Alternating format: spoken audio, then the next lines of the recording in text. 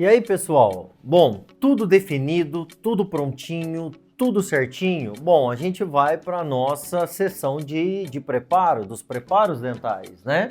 E lógico, a gente tem que entender da biomecânica dos preparos dentais, né? Como é que funciona um preparo de coroa, um preparo de faceta, um preparo de lente.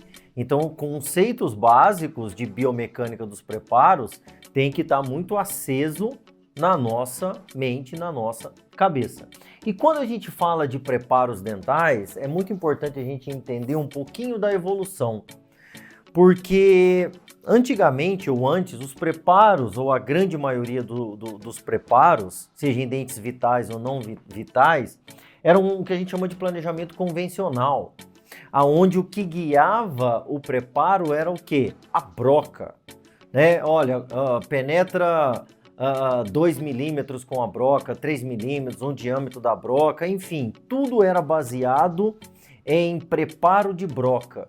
Por quê? Porque as cerâmicas eram muito frágeis. Elas tinham que ter uma espessura de no mínimo 2 milímetros para aguentar a pancada oclusal. Então a extensão de preparo era muito grande. Por quê? Porque as cerâmicas eram muito frágeis. Então tudo era baseado, ou seja, no quanto eu entrava de broca.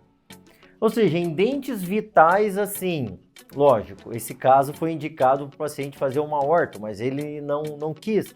Caso bem mais antigo, né? Olha a quantidade de dente que a gente tinha que tirar, né, para fazer um trabalho em cerâmica. Por quê? Porque as cerâmicas mais antigas, principalmente antes do disilicato de lítio, eram muito frágeis. Tinha que ter espessura para aguentar a pancada. E essa espessura, ela era infelizmente às custas de desgaste de estrutura dentária. Então, casos onde hoje a gente praticamente não tocaria tanto com a ponta diamantada, antes a gente tinha que realmente desgastar muito o dente para dar espessura para essa cerâmica. Então esse é todo um conceito, mas não que ele não aconteça hoje em dia, tá, gente? Por isso que não é simplesmente fazer algo aleatório, não. Tudo tem que ser regido por um comportamento biomecânico, tá? Mas desde que o dente não tenha alteração de cor, não tenha alteração de forma e precisa de volume dentário, né? E principalmente devido às qualidades das cerâmicas hoje em dia, onde a gente tem beleza, resistência e naturalidade, realmente a gente não precisa invadir tanta estrutura dentária para fazer uma remodelação estética como a gente tinha que fazer antigamente, quando a gente ainda não tinha as cerâmicas reforçadas, tá? Então isso são conceitos convencionais que os preparos indiretos eram regidos antigamente.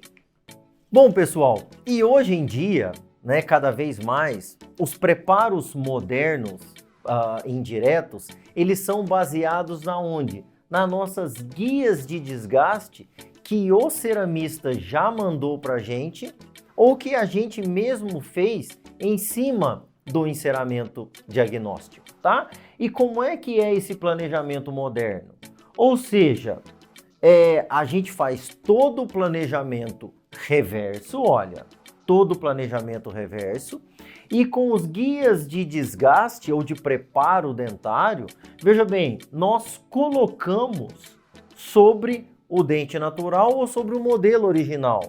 E vejam bem, o que esse espaço está me falando? Olha, eu tenho espaço para cerâmica, eu só preciso regularizar esse espaço.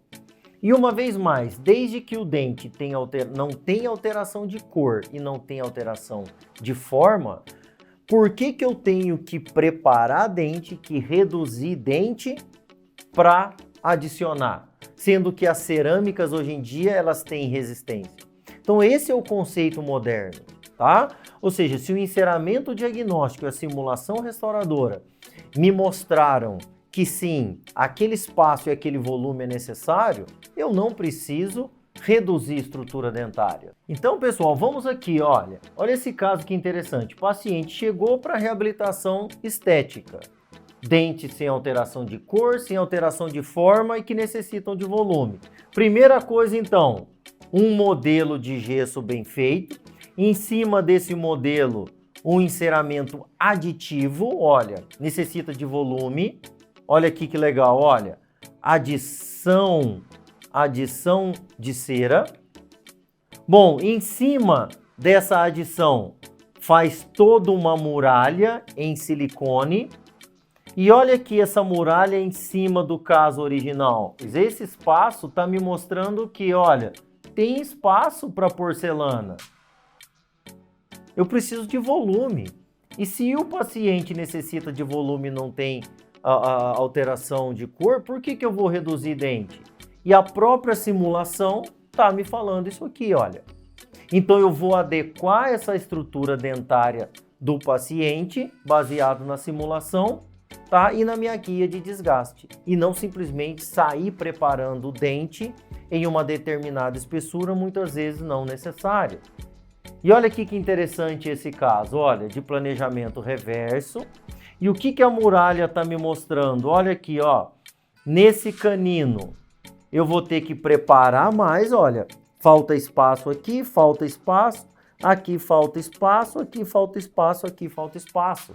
Então, se o dente não tem alteração de cor e não tem alteração de forma, meus amigos, eu não preciso reduzir a estrutura dentária. Eu tenho que adequar essa espessura dentária, criar todo um término cervical e aí sim continuar com o meu preparo de moldagem e confecção das peças. Então, hoje em dia, quando a gente fala de preparos indiretos, tá?